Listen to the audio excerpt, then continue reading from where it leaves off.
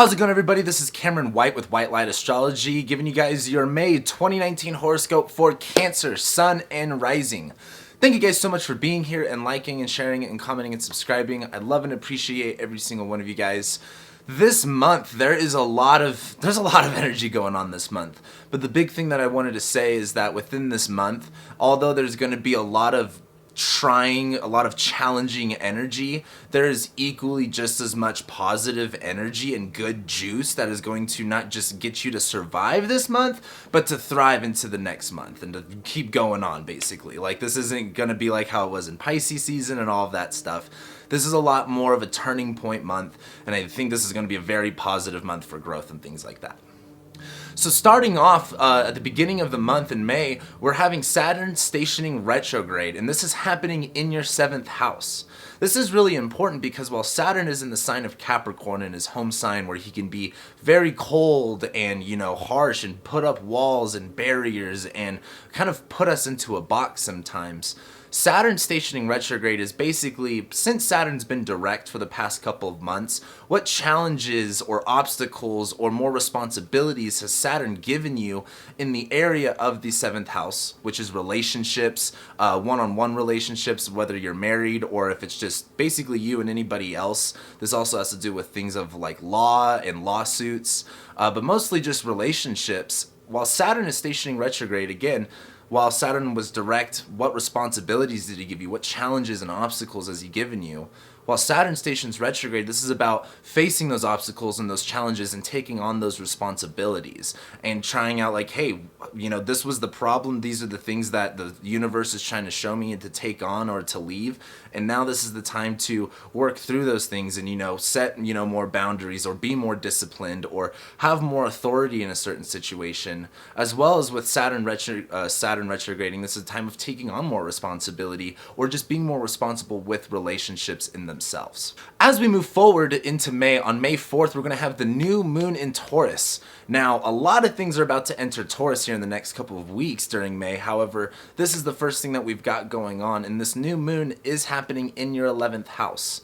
The 11th house is about friendships and connection and networks and bigger groups of people. It's about humanitarian things and giving back, and a lot of the times it can still reflect a lot of what's going on in your career. Maybe if you have your midheaven in the 11th sign of the zodiac, that could definitely show you, a little bit more of career implications. However, the 11th house is of friendships and connections and networks and groups and community and all of those great things.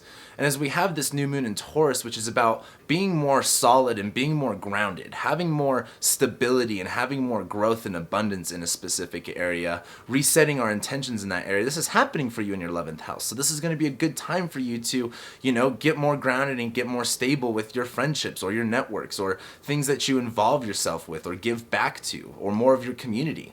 Maybe if you want to be more grounded and be more, more aware of those things, this is going to be a really good time for it.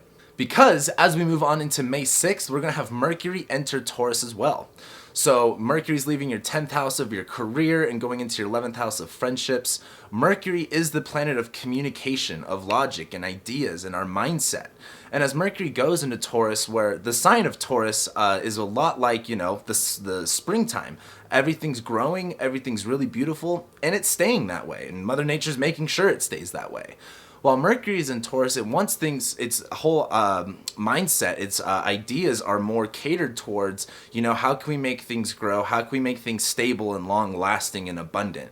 And this is going to be in your 11th house of friendship. So this is going to be a good time to communicate and talk more and express and connect. Connection is a big word for you guys this month. Connect more with your networks and your groups on a more peaceful level. As we move forward, 2 days later, we're going to have Mercury conjoin Uranus in Taurus. And so Uranus is in Taurus now. It's in your 11th house, friendships, networks, communities, all of that stuff. It's big ups and downs. You can have some breakthroughs there. You can be randomly inside of a group or randomly outside of one. Uranus it's about expecting the unexpected. And Mercury, again, that planet of communication and messages, is about to be conjoining Uranus on May 8th. That's May 8th. And what's important about this is that Mercury kind of speaks the message of whatever planet that it's conjunct.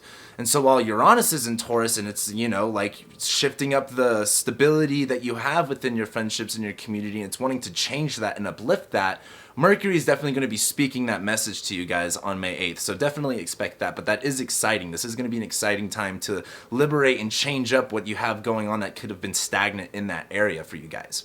But as we move forward into May 15th, we're going to have Venus enter Taurus. And this is super good news. Venus is the planet of love and value and connection and indulgence, and she rules the sign of Taurus. So when she's in her home sign, she can do those things and have those qualities more naturally to her.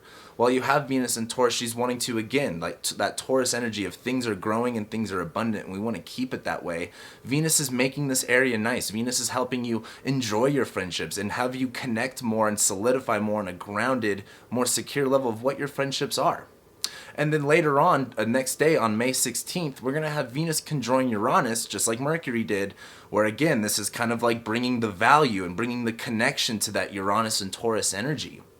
Now, what's also important is on May 16th, we're also going to have Mars enter Cancer.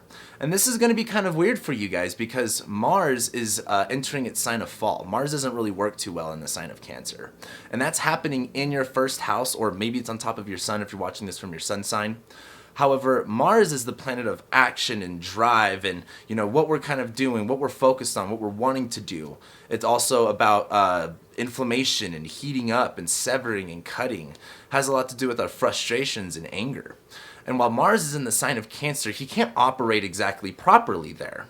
Mars is kind of like a military person, and Cancer is like the sign of the mother. Like, it's got to be more maternal. It's got to be more nurturing and more gentle. And when you have Mars in this sign, it's a little bit difficult for Mars to do those things. Not necessarily he can't, but Mars in Cancer is going to make you feel a little bit more confused on where exactly to put yourself and which position to put yourself in. As this is in your first house of yourself, of your personality, you can experience a little bit more anger issues, maybe a little bit more inflammation in your body. But as Mars goes through Cancer, the important thing right now is to focus on taking action and protecting what you need to nurture, what you need to protect about yourself, what matters to you the most. And as Mars is in Cancer, do your best to not, make emotionally drive decisions on a whim. This is going to be a good time to just be more concentrated on where your energy is and focus on what's important to you and what you need to protect. Then as we move into May 21st, we're going to have the Sun enter Gemini and Mercury enter Gemini on the same day, which Mercury will go cazimi with the Sun on the same day on May 21st. So this is really exciting stuff. This is happening in your 12th house, and the 12th house is all about the subconscious, repressed and unacknowledged parts of yourself. Stuff that we don't always see, like hidden enemies and things, pitfalls and whatnot. And so the Sun is the light, where the light is, you can kind of see. Mercury is the planet of messages and communication, and they're both going into a Mercury-ruled sign, which is Gemini. So I would definitely expect while Mercury's in its home sign of Gemini and while the Sun's in Gemini to have more light and to have better understanding of the areas of yourself that you may not understand that well, that you may repress or that you just not even acknowledge, that you weren't even aware of. And what's also important on May 21st is the Sun's going to go, or Mercury's going to go cazimi with the Sun, which is basically meaning purified by fire. Like, this is when Mercury can get the most clarification and the most potent energy, and it's in its home sign of Gemini. So I definitely expect a lot of clarity where you didn't see it before, especially in the terms of yourself and understanding more of yourself and understanding your world, understanding the things that you don't always see. And then as we get into the end of the month on May 30th, we're going to have Mercury oppose Jupiter. And I think this is going to be important because now that Jupiter's retrograding in your 6th house, what do you want your routine to look like? What do you want your work to look like? How are you being of service? How are you giving back? Mercury opposing Jupiter is kind of like, what do you need to understand more about yourself with in order to be more effective in your day-to-day habits? In order to be more, what do you need to understand about yourself to live and manifest the idealism that you could put on with your work, with your habits, and with your routine? Mercury's kind of going, Jupiter wants you to expand this area. Mercury's going, if you want to expand this area, you've got to do these things and you've got to realize these things about yourself. And I think that is also going to be really important, especially because on the last day of May, we're going to have Venus trine Saturn. And so, like I said in the beginning of this video, this month has a lot of, not necessarily negative energy, but we're going to be pushing through walls this month. And at the end of this month, when we have Venus trining Saturn, I think this is going to be very important, especially with you guys in terms of relationships and friendships. Where Saturn stationed retrograde in your 7th house of, relationships, what responsibilities, what challenges have you, faced. Venus is going to be trining it where it's about, let's connect to something bigger. Let's connect to something more. This is about going, hey, let's, now that things are going good in your friendships and your connections and your networks, how can you, be more responsible and have more leadership and have more authenticity within the one-on-one relationships within those groups? And this is going to be, I think, really positive for the relationship aspect for you guys.